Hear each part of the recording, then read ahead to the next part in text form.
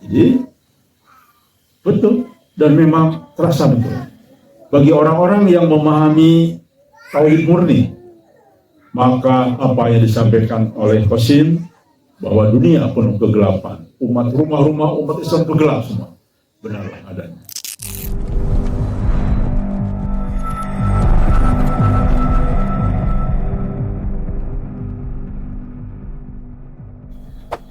Kelompok kamilah yang termasuk 72 golongan itu tidak akan pernah ada.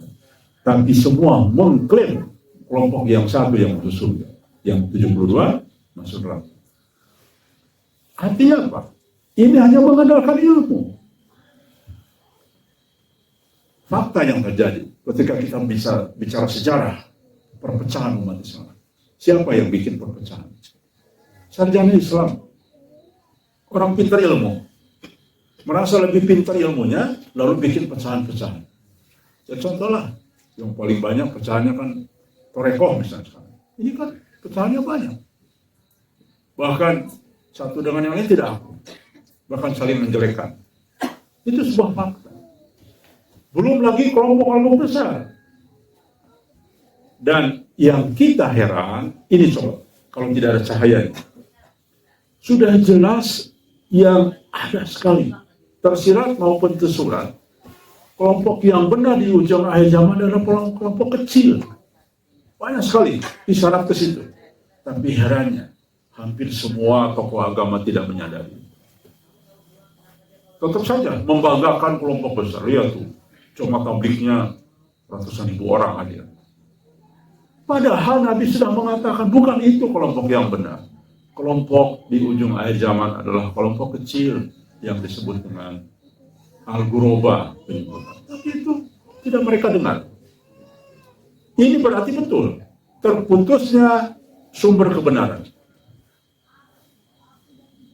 Jadi apapun prinsip semua kelompok merasa paling benar, padahal sudah terputus dari sumber kebenaran. Sumber kebenaran apa? Wahyu dan juga wahyu kecil di ujung akhir zaman. Karena sudah berkali-kali saya ratusan kali bicara, penafsir terbaik dari berbagai perbedaan yang nyata ternyata mubasyirat.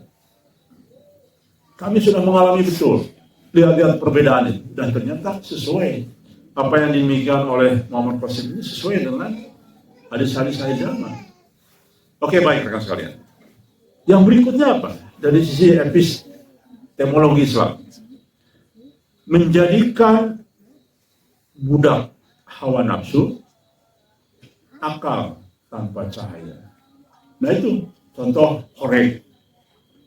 Ramai sekali, viral terus melesat sampai ada festival Horeg, ya. Ada ratusan kumpul. Ini budak hawa nafsu. Isinya apa coba? Yang saya heran, isinya cuma mendengar musik, melihat lampu, kelap-kelip, begitu-begitu, ya joget-joget. Jadi itu hawa nafsu.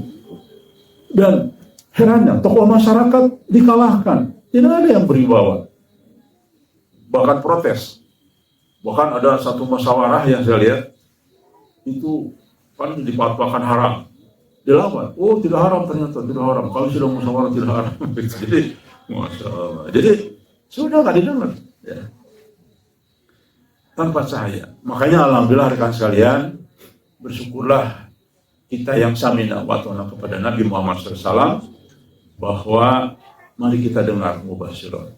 Karena setelah beliau wafat, tidak ada lagi petunjuk, kecuali Allah sisakan satu, yaitu mimpi yang benar dari Allah sebagai petunjuk, kabar gembira dan peringatan. Ini saja sudah susah kita menyampaikan ke tokoh agama. Teman-teman sekalian, coba yang dahsyat ya. Saya pernah keliling ke tokoh-tokoh agama. Dan yang punya nama banyak, yang punya nama banyak, yang maksudnya tokoh nasional. Dan yang tokoh-tokoh daerah pun banyak. Apa yang terjadi teman sekalian? Mayoritas, mungkin 95%, Masya Allah, miris saya mendengar. Wah, mimpi sudah nggak ada, itu zaman sahabat saja. Loh, kok ini berarti nggak baca hadis? Padahal di situ banyak isyarat mendekati kiamat. Mimpi-mimpi orang benar itu hampir tidak bohong. Coba. Justru Nabi mengatakan setelah aku wafat akan terbimbing mubasir. Bahkan Nabi besar bertanya, ya Rasul, gimana umatmu nanti? Setelah engkau meninggal gimana umat? Jelas Nabi mengatakan, jangan khawatir, nanti ada mubasir. Bagaimana mungkin para tokoh agama mengatakan ini tidak berlaku lagi? Coba bayangkan. Jadi terputus cahayanya. Ya.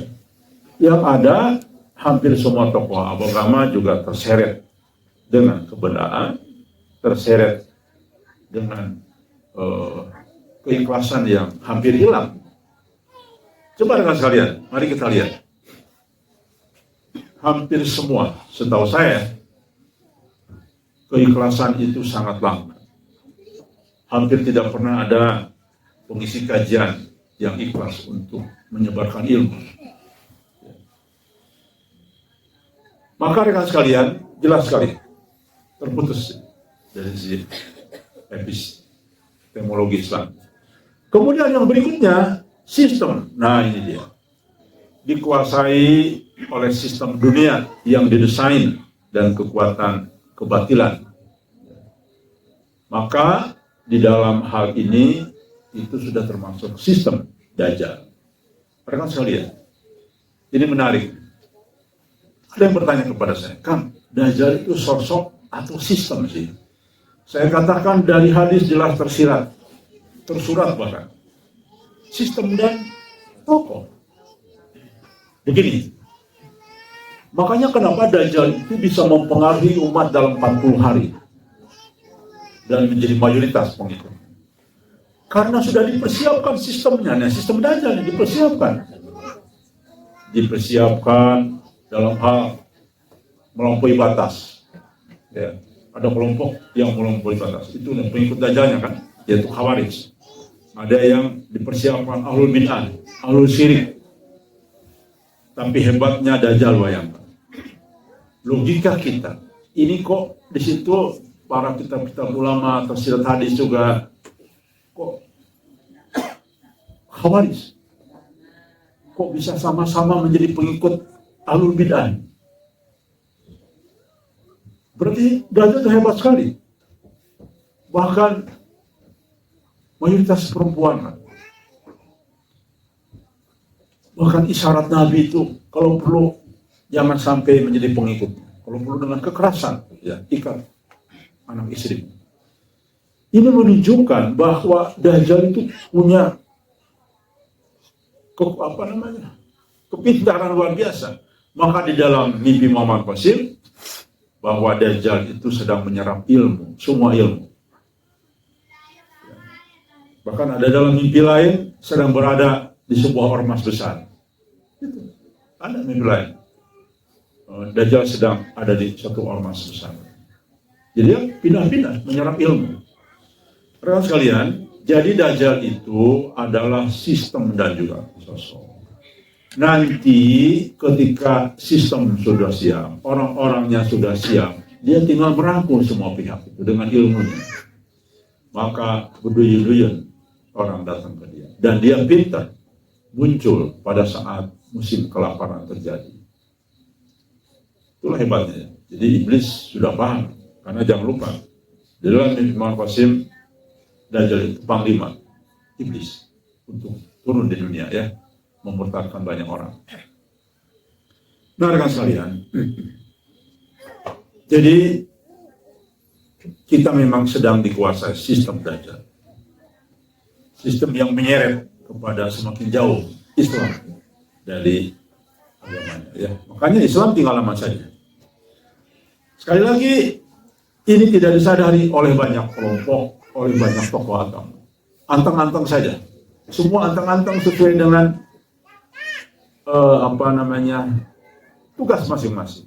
Di pondok, ya udah ngaji, begitu saja semua. Tapi tidak ada satu usaha untuk memikirkan apa yang Nabi sampaikan.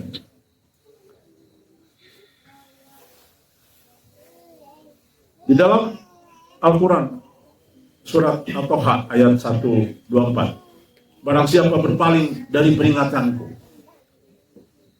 maka sesungguhnya baginya kehidupan yang sempit. Kan? Ya, sempit. Justru kita, orang-orang biasa, yang memahami mubasyirat, luar biasa nih mubasyirat. Alhamdulillah rekan sekalian, makin sini mulai banyak tokoh agama yang mulai terbuka pikirannya. Termasuk tokoh-tokoh yang pernah kita undang di dalam dialog tanggal 1 Mei waktu itu. Mengakui kepada saya. Profesor Said Akisur mengakui. Iya, ini tema ini hampir terlupakan. Ini tema yang menantang. Bahkan dia mengakui, saya kurang menguasai ini.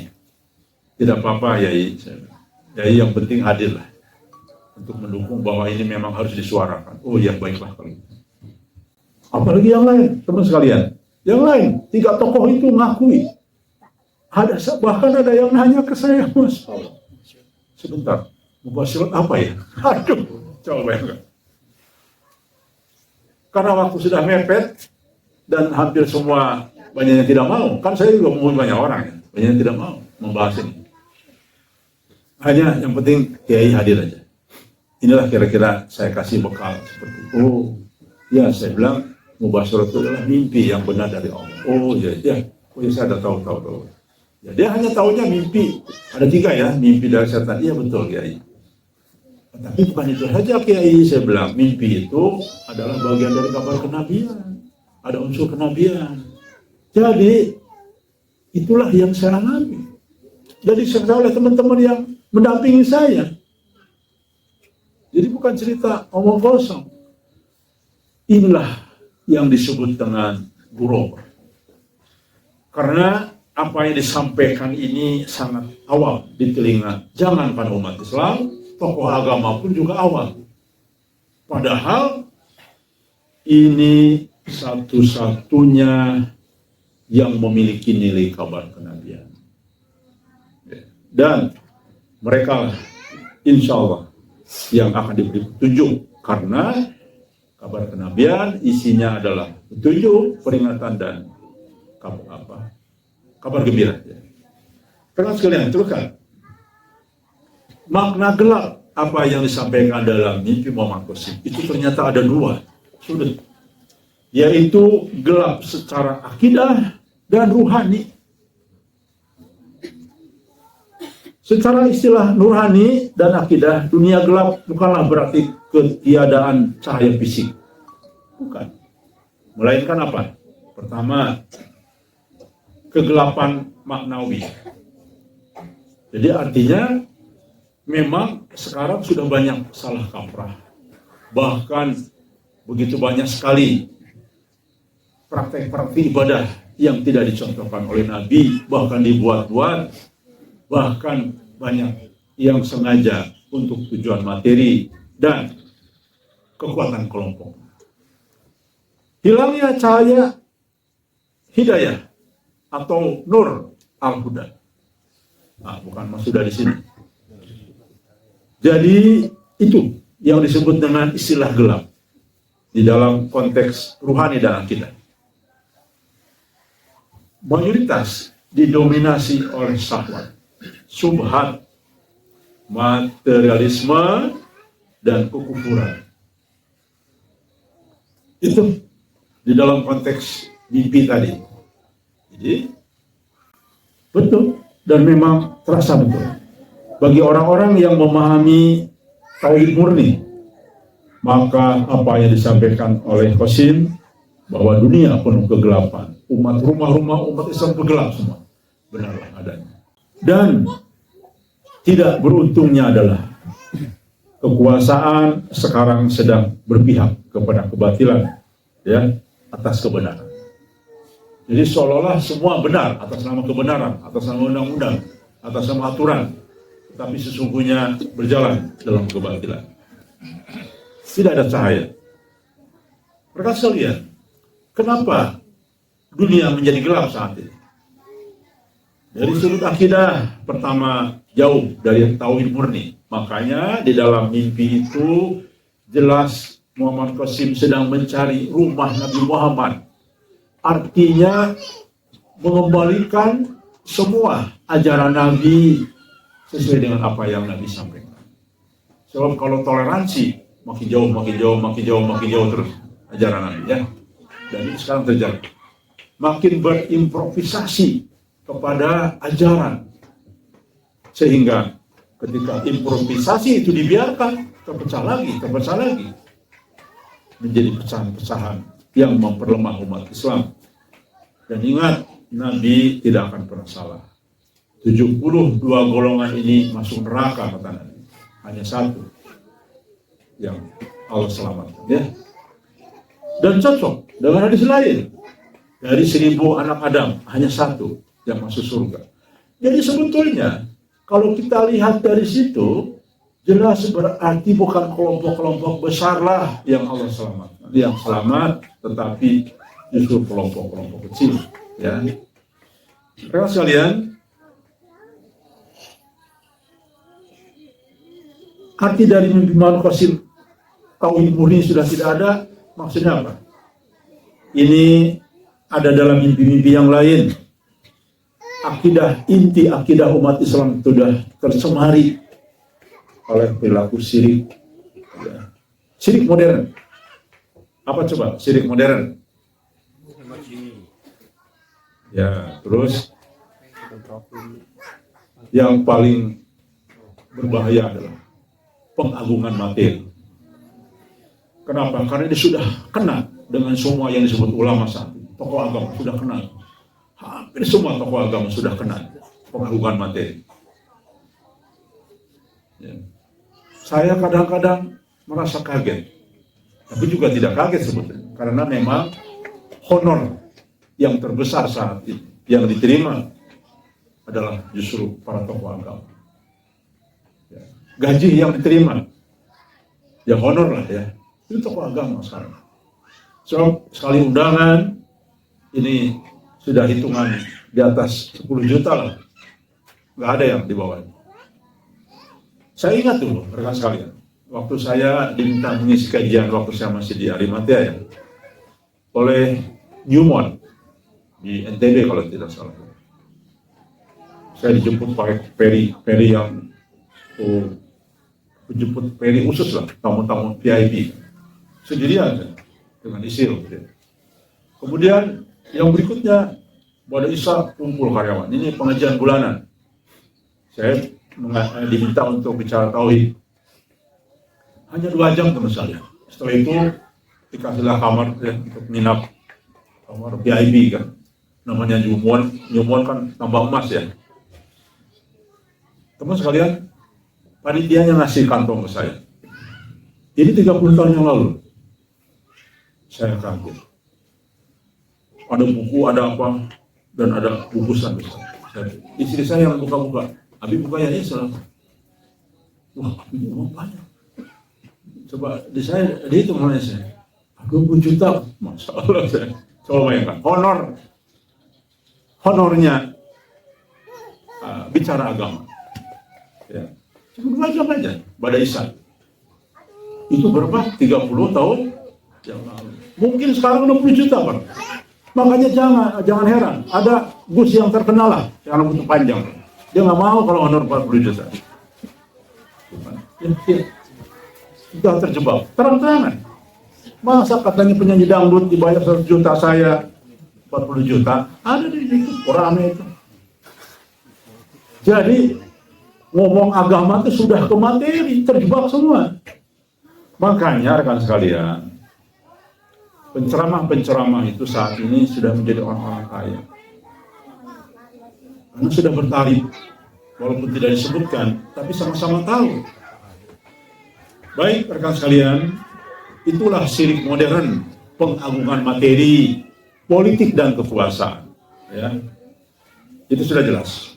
Yang berikutnya, fanatisme kelompok. Di mana ini sesungguhnya terjebak.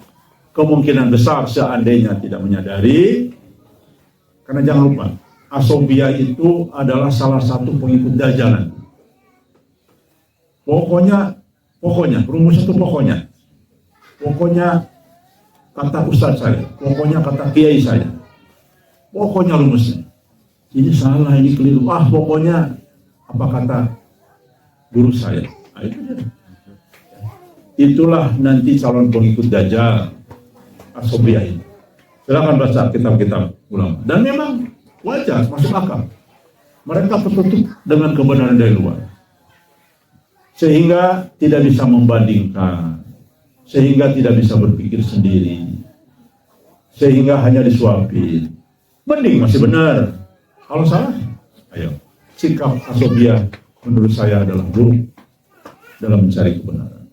Maka alhamdulillah kita Majelis Gajah mendengar semua pihak. Saya pun mendengar semua pihak. Saya sering mendengar ceramah semua pihak. Bahkan dari tokoh-tokoh Syiah saya dengar. Tokoh-tokoh yang dianggap sesat saya dengar. Biar kita paham di mana kekeliruan mereka. Biar paham di mana kebenaran kita. Sementara kalau Asobiyah bagaimana mungkin? Ya. Begitu saya kira. Bahkan rekan sekalian, ada nih seorang kiai yang punya channel sendiri, terus membela apapun yang dikatakan oleh kelompok lain. Ternyata saya kaget. Apa yang disampaikan saya teliti terus lemah semua. Kadang-kadang tidak nyambung dengan dalil-dalil yang dipertanyakan. Rujukannya kitab-kitab ya, memang. Tapi tidak, sesungguhnya itu bukan ke sana larinya. Bayangkan. Saya saja bukan ahli agama. Saya saja bukan orang yang belajar agama. Paham bahwa ini bukan ini maksudnya. Dan ternyata ketika saya coba cari tahu, tafsir daripada itu betul bukan itu. Dipaksakan untuk mencari pembenaran. Itu sudah makin parah kan? Apa? Akibat fanatisme kelompok. Pokoknya saya benar, makanya saya harus cari pembenaran untuk membenarkan langkah kami. Kira-kira demikian. Ya, itulah yang terjadi saat ini. Dan itulah memang kelompok, salah satu kelompok. Jadi jangan heran bahwa Dajjal nanti pengikutnya lebih banyak dari pengikut Al-Mahdi. Kenapa? Karena memang mudah dan sudah dipersiapkan sistemnya dari sekarang. Pengikutnya sudah dipersiapkan. Kalau sosok pemimpin dunia ini belum. Dari nol, dari zero. Bayangkan. Ketika lahir, menyampaikan ini, orangnya juga begitu. Ya, tidak meyakinkan. Dan di tengah-tengah terjal yang begitu tinggi. Di tengah-tengah rimba yang begitu padat. Dengan jebakan-jebakan. Ya. Menyampaikan sinyal sesuatu kebenaran yang dianggap aneh oleh orang lain. Jadi kita dan sosok pemimpin dunia itu nanti menyampaikan sesuatu yang tidak diterima oleh masyarakat. Sementara tokoh-tokoh agama diterima oleh masyarakat. Dan rekan sekalian, itulah kehebatan ujian. Makanya Nabi mengatakan di ujung akhir zaman itu paling berat. Ujian umatku tuh ujian umat-umat di ujung akhir zaman. Karena jauh masanya dari Nabi dan juga penyesatannya begitu beragam. Berkreasinya untuk penyesatan itu begitu beragam. Semua ujung-ujungnya atas nama dunia. Intinya apa yang Engki sampaikan benar. Bahwa secara keseluruhan rumah baginda Nabi Muhammad SAW sudah tidak ada, sulit dicari. Bahkan ketemulah rumah Nabi Ibrahim, itu pun kecil katanya, sempit ruangannya. Dan dia melihat rumah-rumah umat Islam gelap semua. Ini adalah satu sinyal yang begitu sangat mendalam yang Allah sampaikan. Maka jangan heran umat Islam tidak akan pernah dan tidak merasa pertolongan itu datang kepada kita. Kenapa? Karena terhalang oleh kegelapan ini.